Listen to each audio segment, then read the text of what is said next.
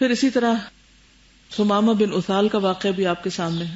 عبداللہ بن عمر کے بہت سے واقعات ملتے ہیں. پھر اسی طرح سہیل بن عمرو. کون تھے سہیل بن عمرو؟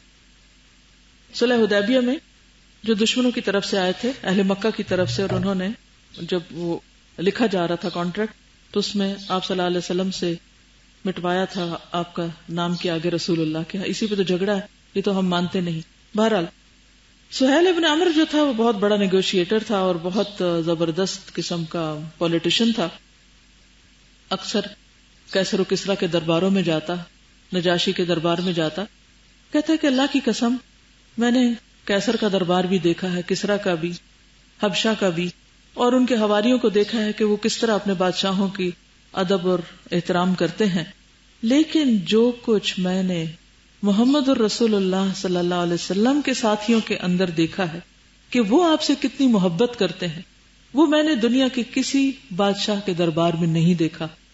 اللہ کی قسم وہ تو آپ کے وضو کا پانی بھی زمین پر نہیں گرنے دیتے. یعنی صحابہ کو آپ سے اس حد تک محبت تھی کہ زمین پر پانی نہیں گرنے دیتے تھے اور وہ اٹھا کر اپنے جسم پر مل لیتے تھے. یعنی محبت کا یہ عالم تھا. اور یہ محبت نسلوں میں ٹرانسفر ہوتی رہی. اور آج آپ دیکھیں کہ دنیا میں جتنے بھی مسلمان ہیں وہ ایمان کے جس بھی درجے پر ہیں، لیکن اللہ کے رسول صلی اللہ علیہ وسلم سے محبت اس کا دعویٰ ضرور کرتے ہیں. یہ سب کو پتا ہے کہ اسی محبت کے دعوے میں ہی ان کی عافیت ہے اور اسی سے ان کا ایمان محفوظ ہو سکتا ہے. دنیا میں سب سے زیادہ جو نام رکھا گیا ہے وہ محمد. ہمارے ہاں تو اکثر یہی ہوتا ہے کہ کسی بھی بچے کا نام رکھنا ہو تو ساتھ محمد ضروری. نہیں 10 بچے اگر کسی کے تو 10 کے ساتھ محمد انور، محمد ساجد، محمد حامد، محمد محمد محمد سب محمد ہیں. اور بعض ملکوں میں تو لوگ اگلا نام بھی نہیں رکھتے، صرف محمد رکھتے ہیں. جتنے بھی بچے سب کا نام محمد، لیکن سب کے نام کے ساتھ الاول، الثانی، الثالث، اور پہلا، دوسرا، تیسرا رکھ دیتے ہیں. محمد the first and second and third. تو بہرحال یہ کس بات کی علامت ہے؟ آپ صلی اللہ علیہ وسلم سے محبت کی علامت ہے. دن کے 24 گھنٹوں میں اس پلانٹ کے اوپر کسی نہ کسی جگہ اذان کی صورت میں آپ کا نام بلند کیا جا رہا ہوتا ہے. یعنی ایک جگہ جب مثلا فجر ہوتی ہے اور وہ یعنی سورج جس طریقے سے آگے طلوع ہوتا جاتا ہے، آپ دیکھیں نا کس رفتار کے ساتھ سورج آگے جاتا ہے، تو ہر تھوڑی دیر کے بعد ایک نئی جگہ سے اللہ اکبر کی آواز آتی ہے، ہر نئی جگہ سے، اور حتیٰ کہ پھر واپس اپنے اصل پہ پلٹ جاتا ہے. اور جب ایک اذان کا وقت ختم ہوتا ہے تو دوسری کا، اور دوسری تو تیسری کا، تو پورے گلوب پر ہر وقت کہیں نہ کہیں اذان ہوتی رہتی ہے اور وہاں محمد صلی اللہ علیہ وسلم کا نام بلند ہوتا رہتا ہے. اور ویسے بھی آپ دیکھیں کہ ہمارے لیے شرط رکھ دی گئی کہ ان کنتم تحبون اللہ فاتبعونی یحببکم اللہ. آپ ہی کے اتباع میں اللہ کی محبت حاصل ہو سکتی. یعنی اگر ہم چاہیں کہ اللہ تعالیٰ ہم سے محبت کرے تو وہ بھی اسی صورت میں ہو سکتا ہے جب ہم آپ صلی اللہ علیہ وسلم کے طریقے پر چلنے والے ہوں. تو بہرحال آپ صلی اللہ علیہ وسلم کا ذکر مبارک جہاں کہیں بھی آئے تو آپ دل میں کیا کریے؟ درود شریف پڑھیے صلی اللہ علیہ وسلم. ایک دفعہ پڑھنا ایک مجلس کے اندر تو فرض ہے، لیکن باقی دفعہ اگر دل میں ہی دہرا لے تو کافی ہو جائے گا. ہر دفعہ بلند آواز سے پڑھنا ضروری نہ ہوگا. ٹھیک ہے. آگے بڑھتے ہوئے ایک اور حدیث آپ کے سامنے رکھوں گی کہ علامات قیامت میں سے ہے کہ آپ کی سیرت کا تذکرہ کم ہو جائے گا. یعنی نام لینے والے تو بہت ہوں گے لیکن آپ کی سیرت کو پہچاننے والے لوگ کم ہوں گے، کیونکہ وہ آپ کی سیرت کو چھوڑ کر اوروں کی سیرت اختیار کر لیں گے. یہ حدیث ہے حضرت حذیفہ بن یمان کی. حضرت حذیفہ بن یمان کون تھے؟ جی ہاں، رازدار رسول صلی اللہ علیہ وسلم. وہ کہتے ہیں کہ لوگ رسول اللہ صلی اللہ علیہ وسلم سے خیر کے بارے میں سوال کرتے تھے، ان نیکی کے کاموں کے بارے میں، لیکن میں شر کے بارے میں دریافت کرتا تھا. لوگ یہ پوچھتے تھے کہ اچھا کیا ہے، یہ کیسے، اور میں کچھ اور ہی پوچھتا تھا، کیونکہ میں ڈرتا تھا کہ کہیں میں شر میں مبتلا نہ ہو جاؤں. ایک دن میں نے کہا، اے اللہ کے رسول صلی اللہ علیہ وسلم، ہم جاہلیت اور شر کا زمانہ گزار رہے تھے، یعنی اسلام سے پہلے. اللہ تعالیٰ نے اسلام جسے ہم نے قبول کیا اس کو اور آپ کو ہماری طرف بھیجا. اب سوال یہ ہے کہ کیا اس خیر کے بعد پھر شر ہوگا جیسے کہ پہلے تھا؟ کیا پوچھا؟ پہلے ہم شر کے زمانے میں تھے، جاہلیت میں، پھر اسلام آیا. کیا پھر شر آ سکتا ہے جیسا کہ پہلے تھا؟ آپ نے 3 دفعہ فرمایا حذیفہ اللہ کی کتاب پڑھ اور اس کے احکام پر عمل کر. تو پھر پوچھتے تو آپ فرماتے حذیفہ اللہ کی کتاب پڑھ اور اس پر عمل کر. حذیفہ اللہ کی کتاب پڑھ اور اس پر عمل کر، یعنی ایسی باتیں نہ پوچھو. میں نے کہا اللہ کے رسول کیا اس شر کے بعد پھر خیر ہوگی؟ یعنی پہلے تو پوچھا اس خیر کے بعد پھر شر ہوگا، آپ نے 3 دفعہ یہ فرمایا. پھر میں نے کہا اچھا پھر کیا پھر خیر ہوگی؟ یعنی آپ نے جو نہیں کہا کہ ہاں، اس کا مطلب ہے کہ کچھ ہوگا جو آپ بتانا نہیں چاہ رہے. تو انہوں نے سمجھ لیا کہ آپ نہیں بتانا چاہ رہے، تو انہوں نے کہا کہ اچھا پھر وہ جو شر جو آپ نے نہیں بتایا اس کے بعد پھر خیر آئے گی. ایک اور روایت میں آتا ہے کہ کیا تلوار کے بعد خیر کا کوئی حصہ باقی رہے گا؟ یعنی کیا لڑائی کے بعد اسلام باقی رہے گا؟ تلوار جو اٹھ جائے گی. آپ نے فرمایا ہاں. اور ایک روایت میں ہے امارت اور جماعت تو قائم رہے گی، لیکن معمولی چون و چرا اور دلوں میں نفرتیں اور کدورتیں اور کینے ہوں گے، اور ظاہری صلح بھی ہوگی. یعنی اشارہ تھا اصل میں آپ کا اس فتنے کی طرف جو نبی صلی اللہ علیہ وسلم کے بعد اٹھا، جب حضرت عمر رضی اللہ تعالیٰ عنہ شہید ہوئے، اور پھر خاص طور پر حضرت عثمان کی شہادت کے بعد جو مسلمانوں کے درمیان ایک فتنہ اٹھا. تو اس کا آپ نے کھول کے نہیں ذکر کیا، اگرچہ کچھ اور جگہوں پر کچھ نہ کچھ اشارے ملتے ہیں کہ عمر اسلام کا دروازہ جب یہ ٹوٹ گیا تو پھر اس کے بعد فتن داخل ہو جائیں گے. تو بہرحال آپ نے چونکہ اس حصے میں خاموشی اختیار کی، کہا کہ کیا پھر خیر ہوگی؟ تو کہا ہاں اسلام تو باقی رہے گا اور خیر بھی ہوگی، اور دلوں میں معمولی کچھ چیزیں ہوں گی لیکن بہرحال خیر ہوگی. میں نے کہا کینے کا کیا مطلب ہے؟ آپ نے فرمایا میرے بعد کچھ حکمران ہوں گے جو میری سنت پر عمل نہیں کریں گے اور میری سیرت کے علاوہ کوئی اور سیرت اختیار کریں گے، یعنی دوسروں کو اپنا رہنما مان لیں گے. تو ان کے بعض امور کو اچھا سمجھے گا اور بعض کو برا، اور ان میں ایسے لوگ بھی منظر عام پر آئیں گے جو انسانوں کے قالب میں ہوں گے لیکن ان کے دل شیطانی ہوں گے. یعنی بعض لوگ بظاہر انسانوں کی شکلوں میں نظر آئیں گے لیکن ان کے دل پورے پورے شیطان ہوں گے. ایک روایت میں ہے میں نے کہا ظاہری صلح، بباطن لڑائی اور دلوں میں کینہ، ان چیزوں کا کیا مطلب ہے؟ اس سے کیا پتہ چلتا ہے کہ صحابہ کرام صرف سن کر خاموش نہیں ہو جاتے تھے، بلکہ احادیث کا بھی جو آپ فرماتے تھے ان باتوں کا بھی مزید معنی جاننے کی کوشش کرتے تھے. تو آپ نے فرمایا لوگوں کے دل ان اچھے اخلاق کی طرف نہیں لوٹیں گے، یعنی ان کے دلوں کے اندر آج جو صفائی ہے یا جو تزکیہ ہے ایسا نہیں باقی رہے گا، یعنی جن سے وہ پہلے متصف ہوں گے ویسا نہیں رہے گا. میں نے کہا کیا اس خیر کے بعد بھی شر ہوگا؟ آپ نے فرمایا ہاں، اندھا دھند فتنہ ہوگا. اس میں ایسے لوگ ہوں گے گویا کہ وہ جہنم کے دروازوں پہ کھڑے داعی ہیں، لوگوں کو جہنم کی طرف بلا رہے ہیں. جو آدمی ان کی بات مانے گا وہ اس کو جہنم میں پھینک دیں گے.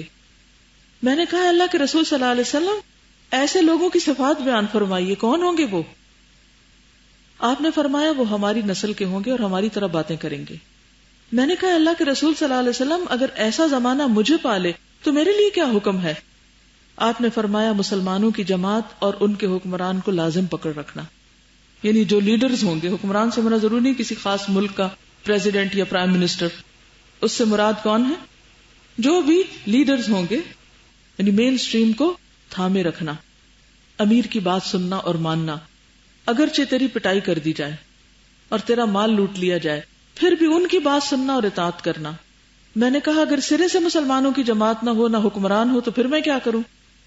آپ نے فرمایا تمام فرقوں سے کنارہ کش ہو جانا، اگرچہ کسی درخت کے تنے کے ساتھ چمٹنا پڑے، کیونکہ ایسا وقت آئے گا کہ ہر کوئی کسی نہ کسی فرقے کے ساتھ لگ جائے گا. تو تم فرقوں کو چھوڑ دینا اور جب دیکھنا کہ اکیلے ہو گئے ہو تو کیا کرنا؟ درخت کو دوست بنا لینا یہاں تک کہ تجھے موت پالے اور تو اسی حالت پر ہو. ایک اور روایت میں ہے حذیفہ کسی درخت کے تنے کے ساتھ چمٹ کر مرنا ان حکمرانوں کی اطاعت کرنے سے بہتر ہوگا. ایک اور روایت میں ہے اگر ان دنوں میں تجھے اللہ کی زمین میں کوئی خلیفہ مل جائے تو اس کو لازم پکڑنا، اگرچہ وہ تیری پٹائی کرے اور تیرا مال چھین لے، اور اگر تجھے کوئی خلیفہ نظر نہ آئے تو کسی زمین میں بھاگ جانا، یعنی چھپ جانا کہیں جا کر حتیٰ کہ تجھے موت آ جائے اور تو کسی درخت کے تنے کے ساتھ چمٹا ہوا ہو. میں نے کہا پھر کیا ہوگا؟ آپ نے فرمایا پھر دجال ظاہر ہوگا. میں نے کہا وہ کون سی علامات لے کر آئے گا؟ فرمایا نہر یا پانی اور آگ کے ساتھ آئے گا.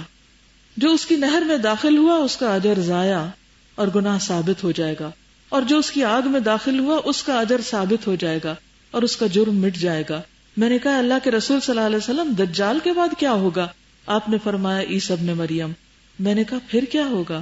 آپ نے فرمایا اگر اس وقت تیری گھوڑی کا بچہ پیدا ہوا تو وہ ابھی اس قابل نہیں ہوگا کہ تو اس پر سواری کرے کہ قیامت قائم ہو جائے گی، یعنی اس کے بعد پر قیامت آ جائے گی.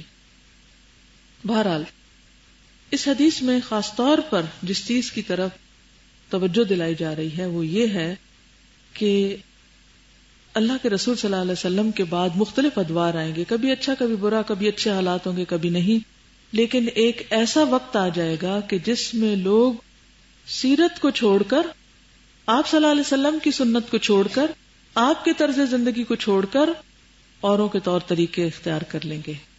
ان کے مینرز، ان کی گفتگو، ان کا انداز، ان کا اٹھنا بیٹھنا چلنا پھرنا، پسند ناپسند کسی اور طریقے میں ڈھل جائے گی.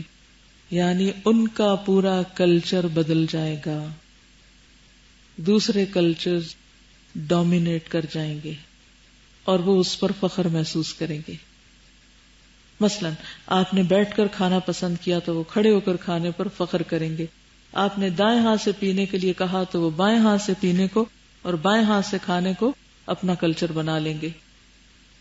اور اسی طرح بہت سی سنتوں کو چھوڑ دیں گے. سنت صرف کھانے پینے ہی سے تعلق نہیں رکھتی، لیکن آپ کا اشارہ کس چیز کی طرف ہے؟ کیونکہ سیرت جو ہے وہ آپ کا پورا لائف سٹائل ہے، کہ وہ آپ کی سیرت کو چھوڑ کر، آپ کے مینرز اور آپ کے اخلاق اور کردار کو چھوڑ کر اور چیزوں میں اپنی فلاح و صلاح تلاش کریں گے اور اس پر فخر کریں گے. اللہ تعالی ہمیں اس سے محفوظ رکھے. اس سے پہلے کہ میں کتاب شروع کروں، میں چاہوں گی کہ اب تک جو کچھ آپ نے سنا ہے اس پر آپ اگر کچھ فرمانا چاہیں تو آپ تشریف لائیں اور بات کریں، تاکہ ہم یہاں سے کچھ عمل کے پوائنٹس نکال لیں. اس کے بعد آگے چلیں گے انشاءاللہ.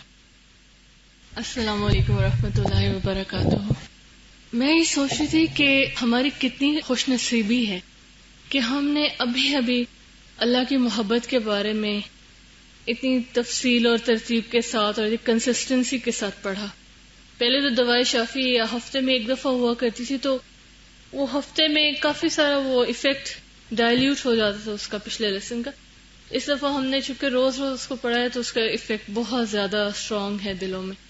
تو مجھے لگ رہا تھا کہ جیسے وہ اللہ کی محبت کے بارے میں ہم نے پڑھا ہے، اب اس کے بالکل پیرلل اور اس کے بالکل ساتھ بغیر کسی وقفے کے ہم اللہ کے رسول صلی اللہ علیہ وسلم کی محبت کے بارے میں پڑھنے لگے. کیونکہ اب باقی ساری جتنی بھی چیزیں، اوبیڈینس اور فالو کرنا اور سیرت کو اپنانا اور ان کے طریقوں کو اپنانا، اور وہ ساری چیزیں جو ہیں وہ محبت سے ہی ریلیٹڈ ہیں. اگر محبت آ گئی تو سارا کچھ خود بخود فالو کرے گا، اور اگر محبت نہ ہوئی تو ہم پھر بھٹکتے ہی رہتے ہیں اور دوسروں سے پوچھتے رہتے ہیں. جب محبت ہوتی ہے نا تو پوچھنا نہیں پڑتا. تو ہمیں بھی اللہ کرے کہ اس سے جو ٹارگٹ ہے وہ محبت ہی ہو ہمارے دل میں، اور دعویٰ نہ رہ جائے. جو دعویٰ ہے اللہ کرے کہ اللہ اس دعوے کو سچا کر دے. حقیقی محبت جو ہوتی ہے وہ کسی کو جاننے کے بعد آتی ہے. شیلو نالج کے ساتھ، یہ صرف سنی سنائی باتوں سے زبانی کلامی محبت تو ہو سکتی ہے، لیکن اصل محبت کے لیے دوسرے کو گہرائی سے جاننا ضروری. صحابہ کرام آپ سے کیوں محبت کرتے تھے؟ کیونکہ وہ آپ کو جانتے تھے، اور جو آپ کو جتنا زیادہ جانتا چلا جا رہا تھا اتنی ہی زیادہ اس کی محبت اور پختہ ہوتی جاتی اور زیادہ بڑھتی جاتی تھی. السلام علیکم. مجھے ابھی جب استاذہ سیرہ کو پڑھنے کی امپورٹنس کا جب بتا رہی تھی تو ایک ہی چیز ذہن میں آ رہی تھی کہ جب قبر میں حضور صلی اللہ علیہ وسلم کے بارے میں پوچھا جائے گا تو منافق کو نہیں پتا ہوگا نا, وہ یہی کہے گا کہ میں نے جو سنا فلاں سے سنا فلاں سے سنا. تو وہی چیز ذہن میں تھی کہ جاننا ضروری ہے ہماری سب سے پہلے, کیونکہ عمل میں چیز تب آتی ہے جب کہتے ہیں نا کہ معرفت کے لیے علم ضروری ہے. تو جب علم ہمیں حاصل ہوگا انشاءاللہ حضور صلی اللہ علیہ وسلم کی سیرت کا, پھر معرفت, اور پھر اس کے بعد عمل کا ایک درجہ آتا ہے, اور وہی انشاءاللہ ہمیں قبر میں ہمیں فائدہ پہنچائے گا. جزاک اللہ خیر. السلام علیکم. میرے دماغ میں انالیسز کا ڈبہ ہی نہیں ہے. آج ہماری ٹیچر نے بتایا, شی سیڈ کہ ڈاکٹر فرد کے جو رول ماڈل ہیں پوری زندگی انہوں نے رسول اللہ صلی اللہ علیہ وسلم کی سنت میں گزاری. Like it hit me, you know, as if the thing I hit the bull's eye. I said, yes, what she's saying is true. So, I want to know کہ آپ تو فالو کرتے ہیں, تو like, how did you make it possible for yourself? اس کا جواب وہی جو پہلے گزرا کہ جس سے محبت ہو جاتی ہے, جس کی محبت ہوتی, اس کو فالو کرنا اور اس کی باتوں کو قبول کرنا کچھ بھی مشکل نہیں رہتا. آج میں سوچ رہی تھی کہ میں سیرت پڑھاتے ہوئے نبی صلی اللہ علیہ وسلم کو کس نام سے پکاروں, کیونکہ اتنے نام ہیں. وہ آتا نا, انا محمد, انا احمد, انا الماحی, انا الحاشر, انا العاقب, پھر اس کی تفصیل بھی بتائی. تو میں سوچی تھی کہ کیوں نہ میں ہر دفعہ یہ کہوں حبیبی رسول اللہ صلی اللہ علیہ وسلم. پھر میں نے کہا کہ کہیں ایسا نہ ہو کہ وہ ایک تکرار جو ہے حبیبی کی وہ آپ پہ گراں نہ گزرے یا وہ رکاوٹ نہ بنے, کیونکہ تعلیم میں سمپل اور مختصر اور ٹو دا پوائنٹ چیزیں ہوں اور میں بہت زیادہ ایموشنل نہ ہوں, کیونکہ میری ہمیشہ کوشش یہ ہوتی ہے کہ میں پڑھاتے وقت بیلنسڈ رہوں, زیادہ ایموشن سے کام نہ لوں, تاکہ آپ اصل کو پا سکیں. تو اگر واقعی آپ صلی اللہ علیہ وسلم کی سیرت پر عمل کرنا چاہتے ہیں تو کی اس کی محبت ہی ہے, اور محبت کے لیے جاننا ضروری اور وہ اصل جھلک دیکھنا ضروری. ایک وہ محبت ہے جو ماں باپ نے یا معاشرے نے یا کتابوں نے آپ کے اندر ڈالی, اور ایک وہ ہے یہ کہ جب آپ انشاءاللہ خود تھورولی آپ کی زندگی کے مختلف پہلوؤں کو بغور سٹڈی کریں گے اور جانیں گے, اور پھر انشاءاللہ ساتھ ساتھ دعائیں بھی کریں گے, تو وہ ایک اور طرح کی محبت آپ کے اندر آئے گی. میرے اندر بھی جو حقیقی محبت ہے آپ صلی اللہ علیہ وسلم کی, وہ حدیث پڑھنے کے بعد آئی تھی. یعنی جتنی میں نے حدیث پڑھائی, بخاری جب پڑھائی, ریاض الصالحین پڑھائی, تو اس کے ساتھ ساتھ دن بدن وہ محبت زیادہ راسخ ہوتی گئی. تو اس لیے ہم سب کے لیے اسوہ حسنہ وہی ہیں, اور انہی کو اپنا رول ماڈل سمجھنا ہے, اور ہم باقی سب, میں ہوں یا آپ, ہم سب ان کے فالوورز ہیں. السلام علیکم ورحمۃ اللہ. آج جیسے کہ ہم سب یہ سیرہ پڑھ رہے ہیں تو مجھے ہمیشہ کی بات سمجھ آتی تھی کہ ہماری ساری باتوں کا علاج, سارے غموں کا, اور دین میں جتنے بھی فساد پھوٹ گئے ان کا ایک ہی علاج ہے کہ اللہ کے رسول صلی اللہ علیہ وسلم کے بارے میں جانیں. شدید خواہش تھی, بہت زیادہ تھی, کہ جو کچھ بھی اس وقت دنیا میں آپ کے خلاف ہو رہا ہے ایک بار تو ہم آپ کے لیے کچھ بولیں, تاکہ سب لوگوں کے دل میں آپ کی اصل حقیقت سامنے آئے. محبت موجود ہے, کہیں میلاد کی صورت میں, کہیں نعت کی صورت میں, لیکن راستے نہیں مل رہے. تو ایسے لگ رہا ہے جیسے ہم جو 1600 سال والا پردہ ہے ایک آپ کے اور ہمارے درمیان, وہ ہٹا کے ہم آپ کے دور سے جڑنے جا رہے ہیں, اور اس کے لیے بہت ضروری ہے کہ ہر چیز کو ہم عمل میں لے لیں, اور اللہ تعالیٰ توفیق عطا فرمائے. آگے چلتے ہیں. بسم اللہ الرحمن الرحیم. عام طور پر جب نبی صلی اللہ علیہ وسلم کی بعثت کا یا ولادت کا ذکر کیا جاتا ہے تو عربوں کے حالات بھی بیان کیے جاتے ہیں, اور ان کو بہت ہی برا بھلا بھی کہا جاتا ہے, اور ان کی ایک بہت ہی خراب تصویر پیش کی جاتی کہ وہ بیٹیوں کو زندہ مار دیتے تھے, اور وہ ایک شخص کئی بیویاں رکھتا تھا, اور انہوں نے بہت غلط نکاح کے طریقے اپنائے ہوئے تھے, وغیرہ وغیرہ. اور اس سے مطلوب کیا ہوتا ہے کہ اس اندھیرے میں سے حضور صلی اللہ علیہ وسلم کو ایک سراج منیرہ کے طور پر پیش کیا جائے. لیکن میں سمجھتی ہوں کہ یہ طریقہ کچھ درست نہیں. اللہ سبحانہ وتعالی نے نبی صلی اللہ علیہ وسلم کو بہترین لوگوں میں پیدا کیا. جہاں تک بیٹیوں کو زندہ درگور کرنے کا تعلق ہے تو چند غریب قبائل جو تھے وہ اس میں مبتلا تھے. اسی طرح صرف سردار قسم کے لوگ جو تھے وہ ایک سے زائد بیوی رکھتے تھے، ہر ایک کے پاس نہیں تھی اتنی بیویاں. اسی طرح باقی جو بھی برائیاں بیان کی جاتی ہیں، لیکن اس کے ساتھ ساتھ بہت سی خوبیاں بھی تھیں ان کے اندر جو وقت کے ساتھ ساتھ میں بیان کروں گی انشاءاللہ. اس وقت اتنا جانیے کہ آپ صلی اللہ علیہ وسلم کو اللہ تعالیٰ نے حضرت ابراہیم علیہ السلام کے تقریباً 2500 سال بعد عرب کے شہر مکہ میں بھیجا یا پیدا کیا. عرب کون تھے، کہاں سے آئے تھے، ان کے بارے میں جو تاریخ ہمیں بتاتی ہے وہ یہ کہ عرب 3 طرح کے تھے. ایک عرب بائدہ، ایک عاربہ اور ایک مستعربہ. بائدہ سے مراد نابود ہونے والی یعنی ختم ہونے والی اقوام جیسے قوم عاد، سمود اور قوم لوط وغیرہ. عاربہ جو تھے، جو اصلاً عرب تھے، وہ یعرب بن یشہب کی اولاد میں سے تھے، یمن سے آئے تھے یعنی اصلاً یمن سے تھے. اور مستعربہ جو عرب بنے تھے، اصلاً عرب نہ تھے لیکن عربوں میں آ کے رہے بسے تھے، وہ حضرت اسماعیل علیہ السلام کی اولاد میں سے تھے، یا کہنا چاہیے کہ حضرت ابراہیم علیہ السلام کی اولاد میں سے. ابراہیم علیہ السلام تو 4 دفعہ مکہ آتے ہیں لیکن یہاں رہے نہیں. اسماعیل علیہ السلام یہاں پر رہے ہیں اور پھر یہیں پر فوت ہوئے ہیں، اور ان کی اولاد اور ان کی نسل پھر آگے پھلی پھولی. تو پھر بائدہ تو ختم ہو گئے. تو 2 طرح کے عرب ہیں، ایک لوکل اور ایک باہر سے آنے والے. جو لوکل تھے وہ کہاں سے تھے؟ یمن سے ان کی ہسٹری ملتی ہے. اور یمن کے سد معارب جب ٹوٹا تھا، وہ بند جب ٹوٹا تھا، تو اس وقت ان کی فصلیں تباہ ہو گئیں اور وہاں ہر طرح کا قحط پھیل گیا. تو ان کے بہت سے قبائل وہاں سے ہجرت کر کے ادھر ادھر چلے گئے. جیسے ثقیف جو تھے وہ طائف کی طرف چلے گئے، جس سے محمد بن قاسم ثقفی تھا، یا حجاج بن یوسف وغیرہ. اسی طرح حوازن کے قبائل بھی اسی طرف آئے تھے. لیکن جرہم قبیلہ جو تھا وہ بھی اصلاً یمن ہی سے آیا تھا پانی کی تلاش میں. تو انہوں نے جب وہاں پر مکہ میں پرندے اڑتے دیکھے تو یہ سمجھا کہ یہاں پر پانی موجود ہے، تو وہ وہاں پر آ کر بس گئے تھے. لیکن جرہم قبیلہ جو تھا یہ 2 بڑے قبائل تھے، ایک ہمیر اور ایک کہلان. ہمیر اور کہلان یہ دونوں بڑے قبائل تھے جو یمن میں تھے.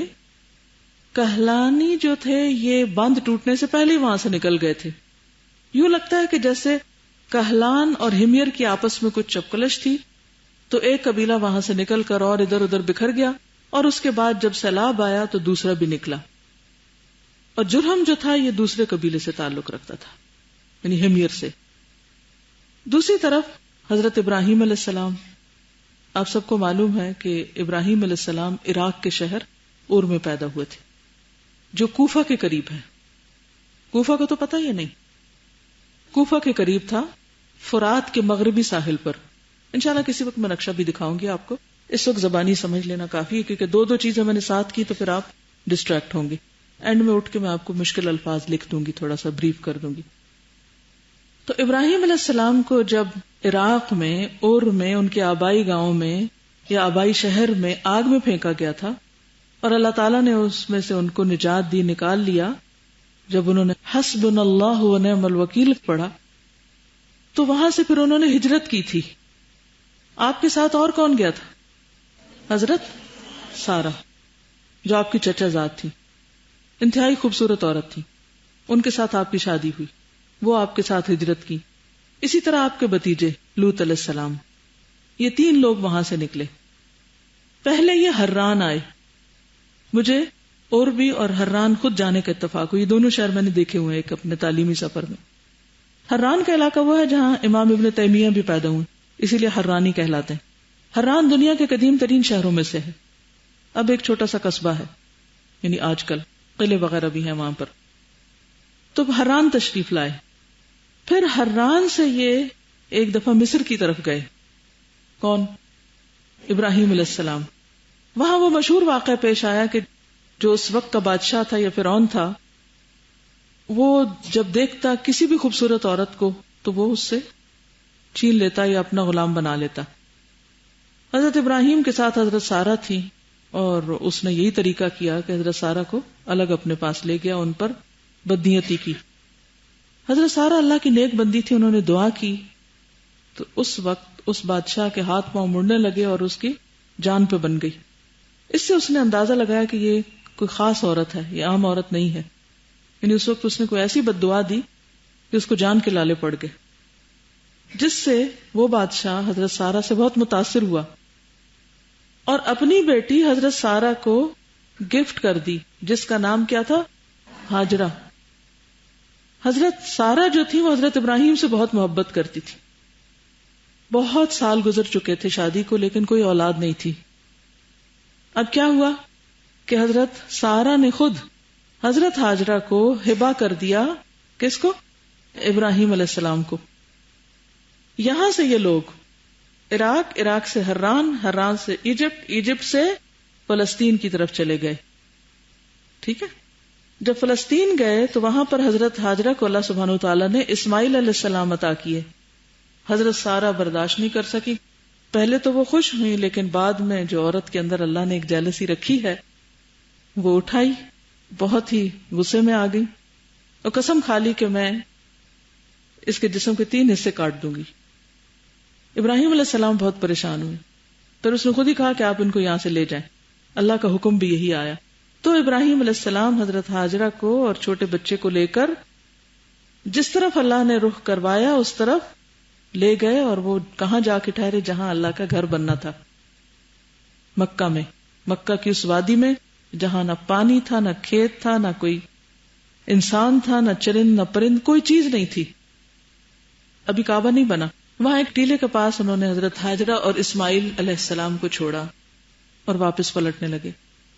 وہ پیچھے دوڑی کہ یہ کیا, یہ کہاں چھوڑ کے جا رہے ہیں ہمیں؟ وہ خاموش رہے.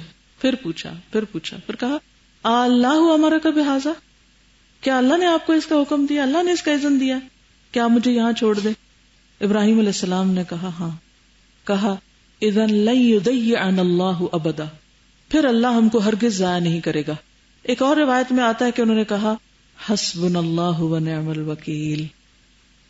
اور یہ جو کلمہ ہے حسبنا اللہ ونعم الوکیل, یہ وہی کلمہ ہے جس نے ابراہیم علیہ السلام پر آگ گلزار کر دی تھی. اور اسی کلمے نے یہاں بھی حضرت ہاجرہ کے لیے ایک ایسا دروازہ کھولا کہ جس میں خیر ہی خیر تھی. وہ صبر کے ساتھ اپنے بیٹے کو لے کے وہاں پر رہ جاتی. تھوڑا سا پانی ہے اور تھوڑے سے ستو ہیں اور بس, اور وہ بھی کچھ ہی عرصے میں ختم ہو جاتے. اب بچہ چھوٹا ہے, بھوکا ہے, پیاسا ہے, پیاس سے تڑپ رہا ہے, اور پھر وہ مشہور واقعہ پیش آتا ہے کہ وہ ایک ٹیلے سے دوسرے کی طرف صفا اور مروہ کے بیچ میں دوڑتی ہیں کہ کہیں اونچائی پہ جا کر پانی کو دیکھیں. اتنے میں اللہ تعالیٰ جبریل علیہ السلام کو بھیجتے ہیں, وہ اپنا پر مارتے ہیں اور وہاں سے پانی کا چشمہ پھوٹ پڑتا ہے جس کو زمزم کہا جاتا ہے. حضرت ہاجرہ نے اسے کہا کہ رک جا, کیونکہ وہ پھیلنے لگا تو کہا کہ رک جا. آپ صلی اللہ علیہ وسلم فرماتے ہیں کہ اگر وہ یہ نہ کہتی تو یہ بہتے چشمے کی صورت میں ہوتا. اب وہ ایک کنویں کی شکل اختیار کر گیا کیونکہ انہوں نے اس کو وہاں روک دیا. بہرحال وہ دنیا کا بہترین پانی ہے, ایسا پانی کہ جب جبریل علیہ السلام حضور صلی اللہ علیہ وسلم کا دل دھونے کے لیے لائے تھے تو تست اور وہ سینے کا آلہ سب کچھ جنت سے لائے تھے, لیکن جس سے دھویا تھا وہ زمزم کا پانی تھا. اس سے آپ اندازہ لگائیں کہ زمزم کے پانی کی کیا وقت ہے, کیا ویلیو ہے, اور کتنا مفید پانی ہے, کتنا بہترین پانی ہے. اس واقعے میں بہت سارے سبق ہیں, اور سبق کیا ہے کہ جب ایک بندہ اللہ کو پکارتا ہے تو اللہ کیسے مدد کرتا ہے. حضرت سارہ بھی نیک عورت تھی, انہوں نے اللہ کو پکارا تو بادشاہ کے دل میں اللہ نے رحم ڈال دیا, اور اتنا رحم ڈالا کہ ہاجرہ کو بطور گفٹ دیا. اپنی اولاد کو کسی کو بطور گفٹ دینا کوئی معمولی بات نہیں. اس دور میں لوگ اس طرح کیا کرتے تھے. آج کل گائے بھینس وغیرہ بھی گفٹ میں دے دیتے ہیں, لیکن اس دور میں انسان بھی دے دیتے تھے, اور اسی سے غلام بھی لوگ پھر بن جایا کرتے تھے. اور پھر اللہ نے ان سے اولاد دی. اسحاق علیہ السلام 13 سال بعد پیدا ہوئے, فلسطین میں پیدا ہوئے. اسماعیل علیہ السلام بڑے ہیں. دوسری طرف کوئی شخص کتنا بھی نیک ہو, لیکن اس کے اندر جو انسانی جذبات ہوتے ہیں, جیلسیز ہوتی ہیں, وہ بہت نیچرل ہیں. اگر کسی کے اندر اپنے لیے یا کسی کے اندر کسی کے لیے جیلسی دیکھیں تو اس پر صبر کریں اور اس کو اگنور کریں کہ دس از ویری نیچرل. اللہ کے نیک سے نیک بندوں کے اندر بھی ایسے جذبات آ جاتے ہیں کیونکہ ہم ہیومن بینگز ہیں. لیکن اگر کوئی آپ سے جیلس ہوتا ہے اور وہ آپ کو وہاں سے نکال دیتا ہے اور آپ کو کسی صحرا میں جا کے رہنا پڑتا ہے اور آپ اللہ کے بھروسے پر وہاں رہنا قبول کر لیتے ہیں حسبنا اللہ و نعم الوکیل کہہ کے، جب دنیا کے دروازے آپ پہ بند ہو جائیں تو اللہ سبحانہ وتعالیٰ پھر زمزم کے چشمے جاری کرتے ہیں. اللہ کا رزق اور اللہ کا خیر کوئی نہیں روک سکتا. انسان انسانوں کے لیے خیر روکنے کی باتیں کرتے ہیں لیکن ساری خیر ان الفضل بید اللہ، اور اللہ جسے چاہے اپنا فضل دے. حضرت ہاجرہ نے صبر کیا اور بیٹے کو لے کر مکہ میں رہی. حضرت ابراہیم علیہ السلام فلسطین واپس آ گئے حضرت سارہ کے پاس. دوبارہ اس وقت آئے جب اسماعیل علیہ السلام اچھے بلے بڑے ہو چکے تھے. فلما بلغ معه السعی، پھر اس کے بعد کیا ہوا؟ ان کو ذبح کرنے کا حکم دیا گیا. پھر دوبارہ آئے تو حضرت اسماعیل گھر پہ نہیں تھے. ان کی بیوی تھی، وہ بڑے گلے شکوے کرنے لگی تو ایک میسج دے کے چلے گئے کہ جب تمہارا شوہر آئے تو کہنا چوکھٹ بدل دینا. تو اشارہ تھا کہ یہ بیوی تمہارے حق میں ٹھیک نہیں. انہوں نے اس کو طلاق دی اور پھر دوبارہ شادی کی. پھر ابراہیم علیہ السلام آئے تو کہا کہ چوکھٹ اچھی ہے، اس کو باقی رکھنا. اور اس کے بعد پھر خانہ کعبہ کی تعمیر ہوئی. اسماعیل علیہ السلام کو اللہ تعالیٰ نے بہت سارے بیٹے دیے. ان سے پھر آگے نسل چلی. حضرت ہاجرہ بھی وہاں رہی. وہاں پانی جب ملا تو پرندے آنے لگے. پھر جرہم قبیلہ یہاں آ کر آباد ہوا. اس سے ایک بہت بڑی سپورٹ ان کو ملی. اسماعیل علیہ السلام کی شادی جرہم قبیلے میں ہی ہوئی تھی. انہی سے پھر آگے اولاد چلی. اسماعیل علیہ السلام وہیں فوت ہوئے. حضرت ہاجرہ بھی وہیں فوت ہوئی اور حرم کے اندر ہی دفن ہے، یعنی اسی زمین میں دفن ہے وہ. اور اسماعیل علیہ السلام کی اولاد سے پھر حضور صلی اللہ علیہ وسلم ہے. تو بہرحال یہاں سے آغاز ہوتا ہے. انشاءاللہ کل ہم اس کتاب کو شروع کریں گے اور آئی ہوپ کہ آپ سب کے پاس یہ تجلیات نبوت ہے. انشاءاللہ کل کتاب آپ ساتھ لائیے. کتاب کو ہم بیس بنائیں گے لیکن جہاں جہاں جو معلومات ضروری ہوں گی وہ میں آپ کو زبانی بتاتی جاؤں گی اور اس میں اضافہ کرتے جاؤں گی، اور ساتھ ساتھ زندگی کے کچھ سبق بھی. تو آج کے لیے کیا سبق لکھا آپ نے؟ جی حسبنا اللہ و نعم الوکیل. ٹھیک ہے. اور سیرت کا مطالعہ کیوں کرنا ہے؟ پہلی بات یاد کیجیے جو میں نے کہی تھی، مقصد زندگی کو پانے کے لیے، اللہ کا پسندیدہ ترین بندہ بننے کے لیے، کیونکہ اللہ تعالیٰ کے محبوب تھے نبی صلی اللہ علیہ وسلم. تو اگر ہم بھی محبوب بننا چاہتے ہیں تو آپ کی اتباع کرنی ہوگی، آپ کی پیروی کرنی ہوگی. اور پیروی کی نہیں جا سکتی جب تک کہ اس چیز کا علم نہ ہو جس کی پیروی کی جا رہی. آپ ہوا کے تو پیروی نہیں کر سکتے جو نظر ہی نہ آ رہی. کوئی نظر آئے گا تو اس کے پیچھے جائیں گے. تو اس لیے سیرت کو پڑھنا بے حد ضروری ہے. تو انشاءاللہ العزیز اللہ تعالی ہم سب پر اپنی رحمت کرے. سبحانک اللہم و بحمدک نشہد ان لا الہ الا انت نستغفرک و نتوب الیک. السلام علیکم و رحمۃ اللہ وبرکاتہ.